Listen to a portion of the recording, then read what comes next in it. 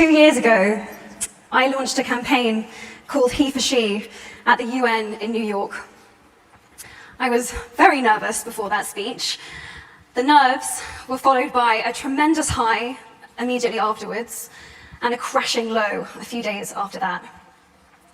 My best hopes and my worst fears were confirmed all at once. I had opened Pandora's box to a standing ovation and almost simultaneously a level of critique I had never experienced in my life and the beginning of what would become a series of threats.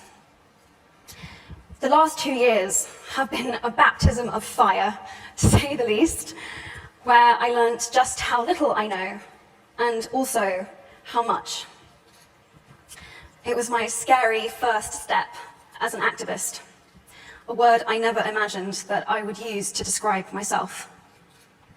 So, reading the applications of activists who applied here for One Young World scholarships was surprising to me. Here I was, reading the stories of people from nearly 200 different countries from around the world with experiences that I couldn't even imagine. I mean, they were so out of this world to me. And yet, their notes looked like my notes. The same themes emerged over and over and over again. There was so much overlap with the things that I had been thinking about and that I had been struggling with. Because the truth is, it had never been about being an activist. It was about the choice to make myself visible and the choices that you made to do that too. Apart from the significant progress the world has made in the cause for equality, the best thing about the last 2 years has been this: finding people from such disparate experiences and communities that I found that I have something in common with. This is a community of artists, spiritual teachers, dreamers, thinkers, doers, who work together and support each other. For the first time in my life, I found my sisterhood, a brotherhood, however you want to describe it. I found my tribe.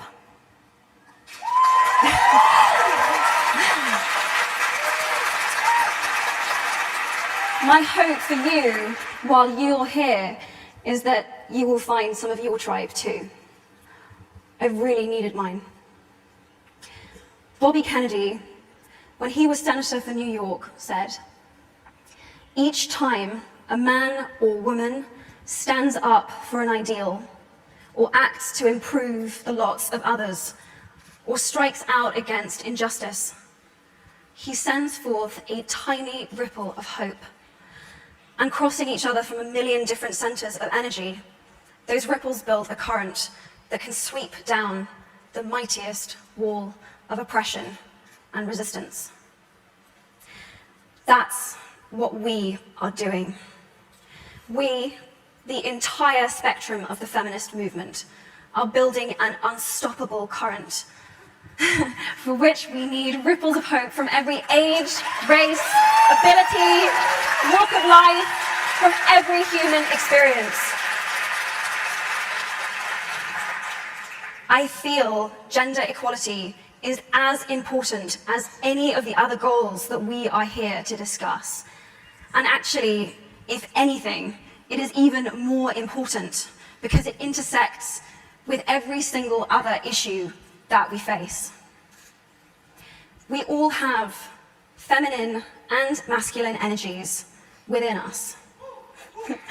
And both forces need to be lifted up, respected. They need to work together in order to make the world go round. Each of you are here at One Young World because you do something important. And it is so exciting to see you all come together in one room, because One Young World isn't about saying what each of us individually can do, but what we can do. Working together, supporting and listening to each other.